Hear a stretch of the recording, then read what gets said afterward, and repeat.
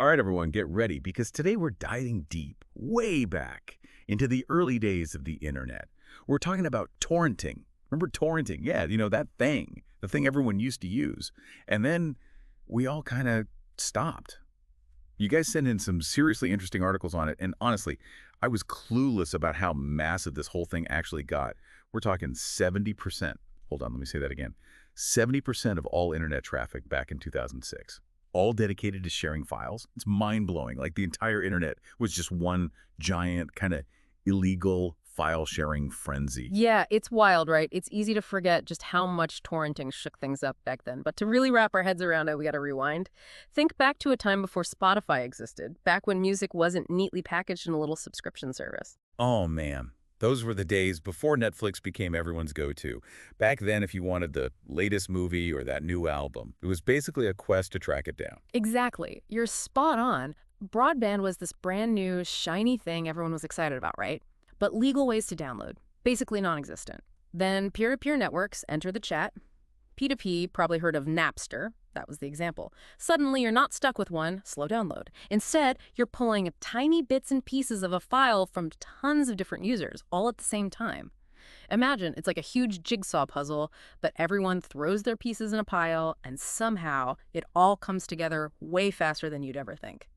That's actually genius when you think about it. Right. No wonder everyone was hooked, although I bet some industries weren't too thrilled about this new technology. You think? We're talking major entertainment industries, especially groups like the Motion Picture Association. They were looking at potential losses in the billions, and this wasn't just some lost pocket change. This was a direct threat to their whole system. That's when the fight against torrenting really began.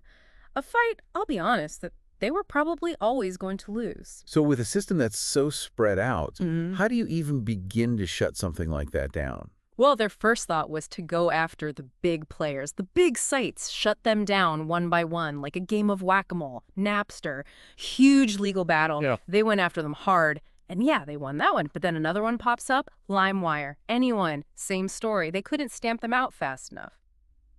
Here's the thing. You can shut down a website, sure, but you can't shut down the technology itself, especially when that technology is literally built to be everywhere and nowhere at the same time. It's like, what's that saying? A hydra. Cut off one head and two more grow back. So what'd they do? Just give up. Not a chance. Things got really interesting. They had to get creative. Some artists and companies, they went for this tactic called torrent poisoning. Basically, they'd upload fake files or corrupted ones disguised as the real deal. Ouch. Right. Imagine you're so excited to download the latest game, and then bam, it's totally unplayable. Brutal. There was this one case, kind of funny actually. HAL Laboratory.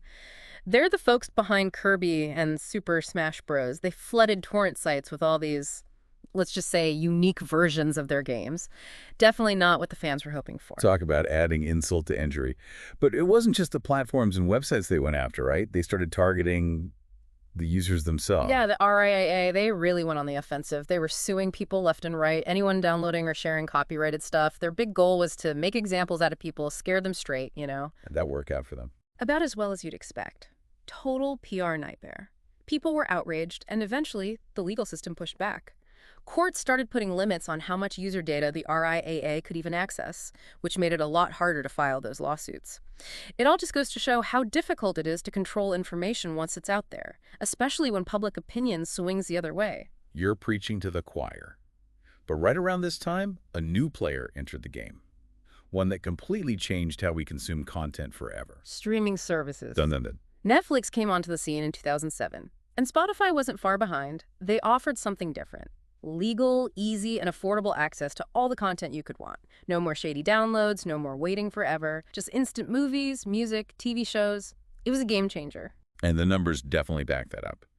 By 2011, just a few years after Netflix jumped into streaming, torrenting's share of internet traffic had plummeted to less than 19%. And by 2015, a measly 3%. Even those big leaks. You know, like when a whole season of a show gets leaked online, they couldn't compete with the convenience of just pressing play on Netflix. It's a whole new world. We've got younger generations growing up with Spotify and the like who've never even experienced the pain of dial-up or the excitement of nabbing a rare download. It really makes you wonder, doesn't it? What's the torrenting of today? What feels untouchable now that in 10 years we'll look back on and be like, wait, we used to do that. Isn't that the question? Will we see a torrenting comeback? Or is it destined to be a relic of the early internet, a reminder of when things online were a little more unpredictable? What do you think? That's what we want to know. Head over to our socials and tell us what you think using hashtag #DeepDiveTorrenting. And hey, if you've got other digital mysteries you want us to explore, let us know. Till next time, happy streaming, everyone.